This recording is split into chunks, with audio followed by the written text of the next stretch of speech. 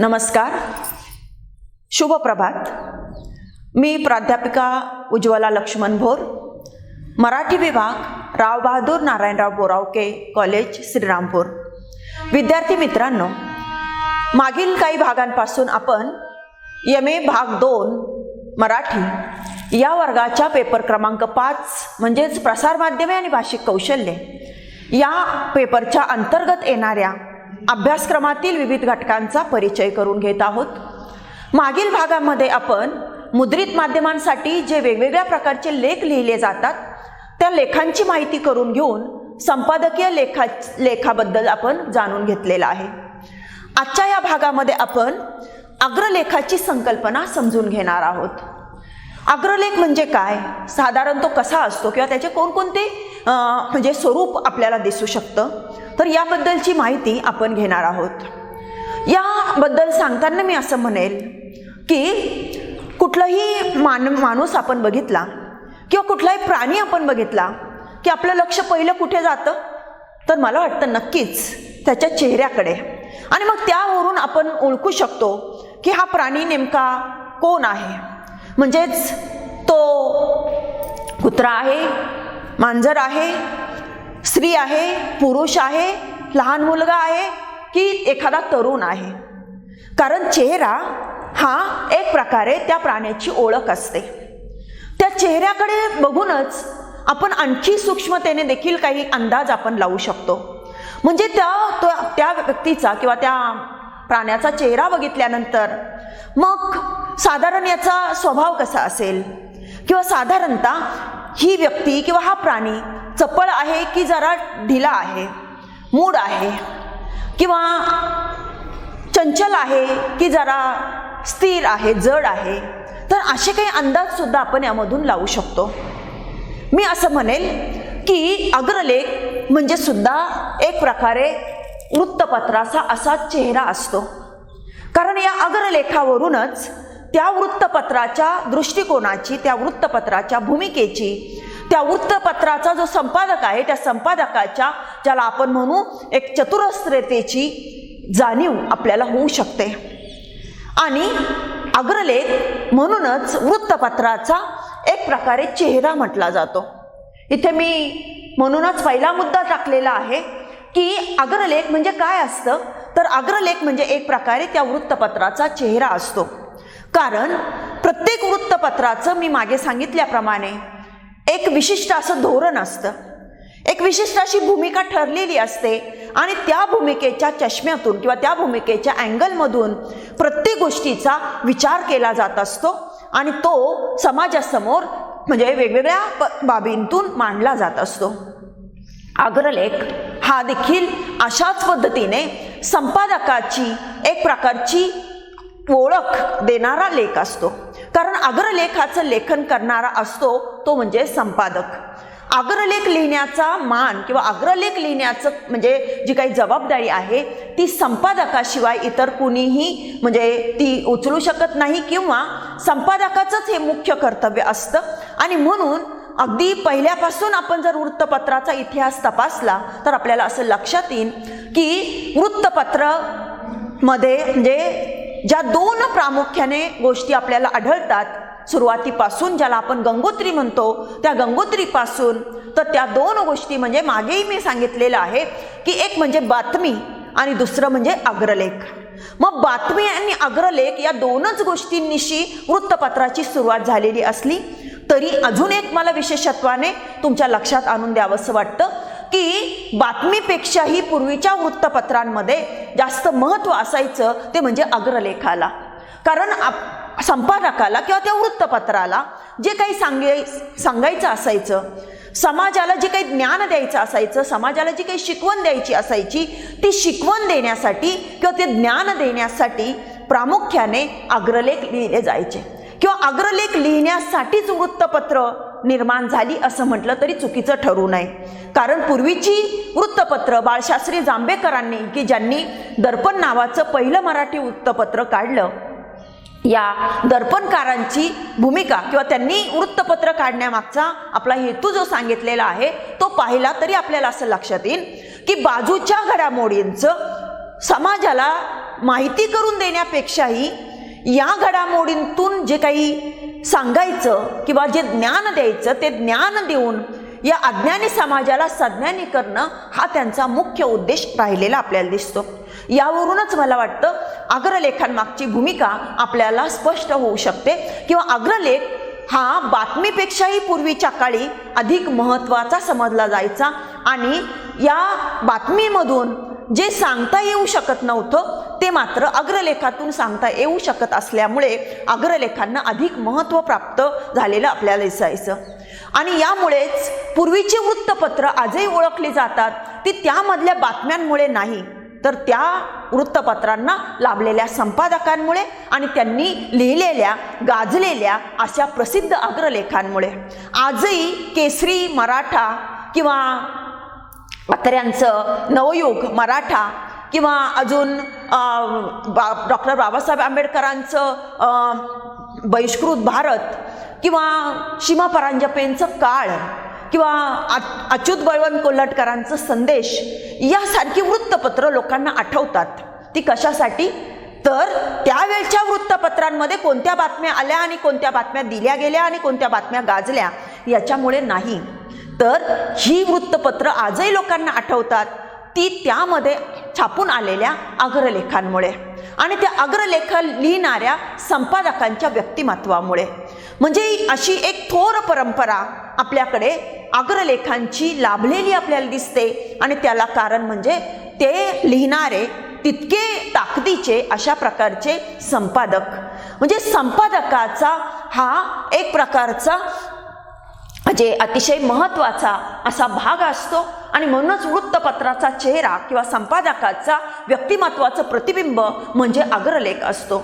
आणि हा अग्रलेख आणि काल मी सांगितलेला संपादकीय लेख यामध्ये महत्त्वाचा फरक आपण कालही बघितलेला आहे की संपादकीय लेख हा कुणीही म्हणजे इतर व्यक्तीने लिहिलेला असू शकतो, परंतु अग्रलेख हा अग्रक्रमाने केवळ संपादकानेच लिहिलेला असू शकतो.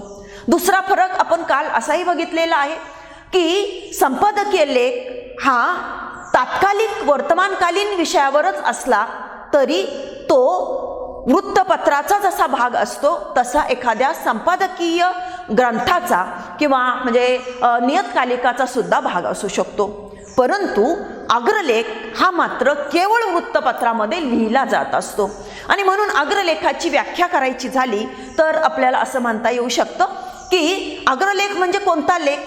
तर अग्रलेख म्हणजे संपादकाला तत्कालीन महत्त्वाच्या किंवा वर्तमानकालीन महत्त्वाच्या वाटणाऱ्या विषयावर त्याने परखडपणाने आपलं म्हणणं किंवा आपलं मत मांडणारा साधार, सप्रमाण आणि अतिशय सखोल अशा प्रकारचा साक्षेपी तर्कशुद्ध मांडणीने लेखन केलेला असा जो काही लेख तो म्हणजे अग्रलेख होय. म्हणजे या व्याख्येमध्येच मला वाटतं अग्रलेखाचे बरेचसे विशेष आपल्याला स्पष्ट होऊ शकतात.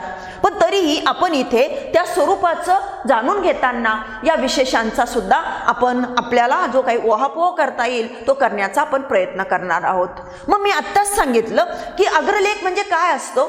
तर तत्कालीन वर्तमानकालीन अशा एखाद्या महत्त्वाच्या वाटणाऱ्या विषयावर म्हणजे संपादकाला जो तत्कालीन वर्तमान काळामधला एखादा महत्त्वाचा विषय वाटतो त्या महत्त्वाच्या विषयावर त्याने आपलं मत मांडलेलं असतं.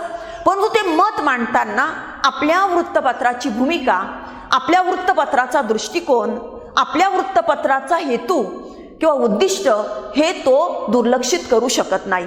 तर त्या एक चौकटीमध्ये राहून किंवा त्या एका विशिष्ट अशा म्हणजे अँगलमध्ये राहून त्याला त्या विषयावरचं जे काही आपलं म्हणणं आहे ते मांडावं लागतं. आणि म्हणून मी कालही सांगितलं की संपादकीय लेखाला असं बंधन नसतं. संपादकीय लेख लिहिणारा संपादक असो किंवा मग तो म्हणजे इतर कुणी तज्ज्ञ व्यक्ती असो, तो जे काही म्हणजे त्या वर्तमानपत्राच्या विरोधीची भूमिका सुद्धा त्याच्यामधून घेऊ शकतो किंवा मांडू शकतो. अग्रलेखाबाबत मात्र असं नसतं. अग्रलेखामध्ये संपादकाला आपल्या वर्तमानपत्राची भूमिका लक्षात ठेवूनच अग्रलेख लिहावा लागतो किंवा त्याच्याविषयीचं आपलं मत मांडावं लागतं. म्हणजे उदाहरणार्थ आपण असं म्हणू की सध्या बरंचसं म्हणजे गाजत असलेलं किंवा बरंचसं म्हणजे त्यावरून वादविवाद उठत असलेलं असं वर्तमानपत्र म्हणजे सामना आणि त्याचे संपादक म्हणजे संजय राऊत, आपल्या सगळ्यांना माहीत असलेले. मग या संजय राऊतांना एखादी भूमिका, एखादा भाग त्यांच्या मनाला पटणारा नसला तरी मात्र त्याविषयी काही बोलताना किंवा त्याविषयी काही लिहिताना त्यांना सामनाची किंवा शिवशाहीची जी काही भूमिका आहे, शिवशाहीचं जे काही धोरण आहे ते विसरून चालत नाही. तर ते लक्षात घेऊनच त्यांना त्याविषयी म्हणजे बोलावं लागतं. स्वतःचं वैयक्तिक मत वेगळं असलं तरी जेव्हा ते अग्रलेख म्हणून लिहितात तेव्हा ते वैयक्तिक मत त्यांना तिथे आणता येत नाही. तर त्यांना संपादक म्हणून जे काही मत आहे, म्हणजे संपादक म्हणून ते ज्या वृत्तपत्राला बांधील आहे त्या वृत्तपत्राचं धोरण, त्या वृत्तपत्राचं एकंदर म्हणजे जे काही दृष्टिकोन आहे ते लक्षात घेऊनच त्यांना आपलं मत मांडावं लागतं. म्हणजे मी एवढंच म्हणेन की संपादकाने अग्रलेखामधून आपलं मत मांडलेलं असलं तरी ते एकदम स्वतंत्र मत असतं असं आपल्याला म्हणता येत नाही. म्हणजे त्या व्यक्तीचं मत नसतं. संजय राऊतांचं ते मत नसेल तर संजय राऊत नावाच्या संपादकाचं ते मत असेल, हे आपल्याला इथे लक्षात घ्यावं लागतं. आणि म्हणून म्हणजे मी असं म्हणेन की हा अग्रलेख म्हणजे त्या संपादकाचा तो व्यक्तिमत्वाचा भाग असतो, त्या व्यक्तीचा नाही. आणि म्हणून मी इथे असं म्हटलेलं आहे की अग्रलेख हा त्या वृत्तपत्राचा चेहरा असतो. तो लिहिणाऱ्या त्या व्यक्तीचा चेहरा नसतो तर त्या वृत्तपत्राचा चेहरा असतो. कारण वृत्तपत्राला जे मानवणारं आहे, वृत्तपत्राची जी भूमिका आहे, वृत्तपत्राचं जे काही म्हणजे मतमतांतर आहे त्याचंच इथे म्हणजे एक प्रकारचं प्रतिबिंब या संपादकीय म्हणजेच अग्रलेखामधून उमटत असतं. नंतर मी अग्रलेखाचं वर्णन असं केलेलं आहे की अग्रलेख म्हणजे काय असतो तर संपादकीय भाष्य असतं. भाष्य म्हणजे काय तर बघा की जेव्हा बरीच उलटापालट केली जाते आणि मग त्याच्यामधून एक प्रकारे सत्य घुसळून आपल्याला ते जाणवतं तेव्हा त्याला भाष्य म्हटलं जातं. मग आपण साहित्य क्षेत्रामध्ये या भाष्याविषयी बरेच बोलत असतो की अमुक एक कादंबरी म्हणजे काय आहे तर अमुक एक जीवनावरचं भाष्य आहे. म्हणजे समजा अगच्या शतकामधले हरिभाऊ आपटे, या हरिभाऊ आपटेंच्या कादंबऱ्या या सदाशिव पेठी जीवनावरचं भाष्य म्हटल्या जातात किंवा सदाशिव पेठी जीवनाचं म्हणजे एक प्रकारचं प्रतिबिंब किंवा सत्य उलगडून दाखवणाऱ्या म्हटल्या जातात. कारण काय, कारण हरिभाऊ आपटेंनी सदाशिव पेठी म्हणजेच त्या सनातनी महाराष्ट्रीय समाजाची अनेक अंगांनी विचार केला, अनेक अंगांनी अभ्यास केला आणि मग त्याच्यामधून त्यांना जे काही सत्य जाणवलं, त्यांना जे काही निष्कर्ष हाती आले ते त्यांनी आपल्या एक प्रकारे कादंबरीमधून कथारूपाने मांडण्याचं काम केलं. याच पद्धतीने बासी मर्ढेकरांच्या कविता म्हणजे यंत्रयुगीन जीवनावरचं भाष्य म्हटल्या जातात. किंवा एक युरोपियन म्हणजे तत्वज्ञ किंवा अभ्यासक जो आहे मॅथ्यू आर्नोल्ड, त्याने देखील असं म्हटलेलं आहे की साहित्य म्हणजे काय असतं तर साहित्य म्हणजे literature is the criticism of life किंवा साहित्य हे जीवनावरचं भाष्य असतं. मग हे भाष्य हे असं काही आपोआप आलेलं नसतं किंवा भाष्य म्हणजे वरवरची अशी काही भलावण नसते. तर जसं आपण म्हणतो की दही, लावलेलं दही, साईचं दही आपण म्हणतो, त्याच्यामध्ये नक्कीच तूप असतं, त्याच्यामध्ये लोणी असतं. पण ते लोणी आपण साई जे ते दही न घुसळताच वर येऊ शकतं का तर नाही. बरेच प्रयत्न करावे लागतात, बरीच त्याची घुसळण करावी लागते त्या दह्याची आणि मगच तो स्निग्ध, ज्याला आपण अर्क म्हणतो, तो अर्क असलेला तो लोणी नावाचा पदार्थ किंवा तो स्निग्धांश, तुपाचे स्निग्धांश असलेला तो पदार्थ, तो गोळा मग वरती येऊ शकतो. त्याच्यासाठी मात्र आधी बरीचशी घुसळण करावी लागते. तशाच पद्धतीने मी असं म्हणेल की संपादकीय भाष्य म्हणजे काय तर समाजामध्ये जे काही घडतं, समाजामध्ये ज्या वर्तमान काळामध्ये ज्या वेगवेगळ्या अशा घडामोडी घडत असतात, वेगवेगळे प्रश्न गाजत असतात, वेगवेगळे विषय समाजाच्या समोर वेगवेगळ्या रूपाने येत असतात, त्या सगळ्या अशा विषयांचा, प्रश्नांचं एक अशी घुसळण या संपादकाच्या मनामध्ये होत असते.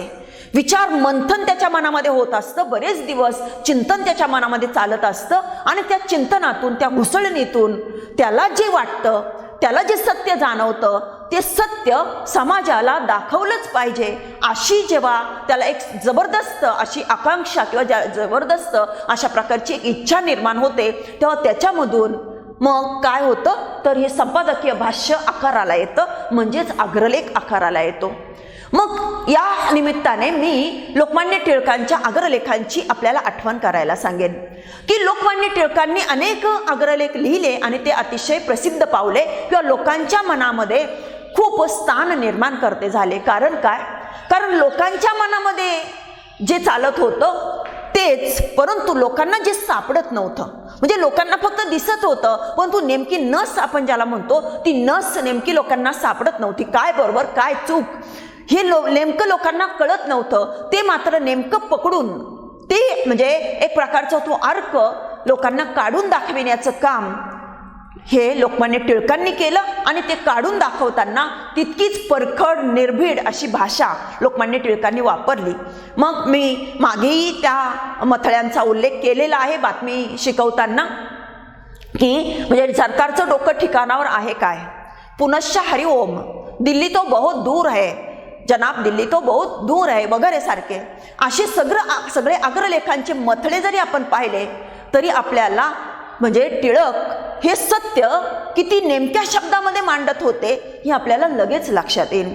मग अशा प्रकारचं घुसळीतून एक वैचारिक मंथन करून जे काही सत्य संपादकाला जाणवतं ते संपादक आपल्या या अग्रलेखाच्या रूपाने लिहित असतो आणि म्हणून अग्रलेखाला आपण संपादकीय भाष्य किंवा सामाजिक वैचारिक घुसळणीतून आलेलं नवनीत असं आपण म्हणू शकतो. म्हणजे याच्यातून आपल्याला लक्षात येईल की संपादकाने लिहिलेला अग्रलेख हा केवळ दिसलं आणि त्याच्यावर आपलं मत मांडलं असा नसतो, तर अनेक बाजूंनी विचार करून जे काही आपल्याला जाणवलं, जे काही आपल्याला सत्य गवसलं ते सत्य लोकांना कळेल अशा पद्धतीने आणि अशा भाषेमध्ये संपादक मांडत असतो.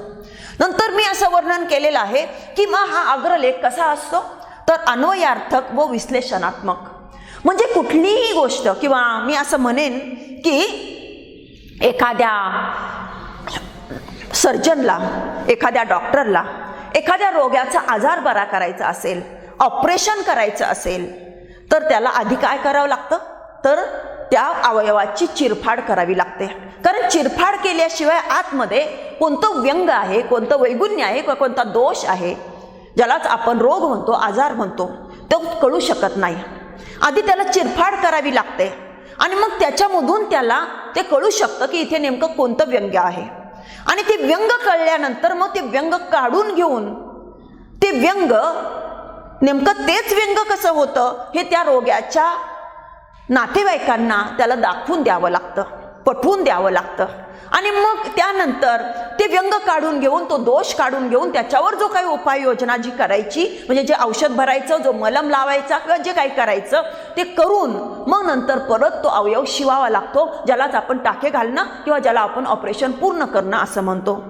म्हणजे आधी विश्लेषण करावं लागतं, दोष काढावा लागतो, तो दोषच कसा होता हे पटवून द्यावं लागतं आणि त्यानंतर ते ऑपरेशन मग पूर्ण होतं आणि अशा पद्धतीने मग तो रोगी हा निरोगी बनतो. मी असं म्हणेल की संपादक सुद्धा एक प्रकारे असंच काहीसं काम करत असतो.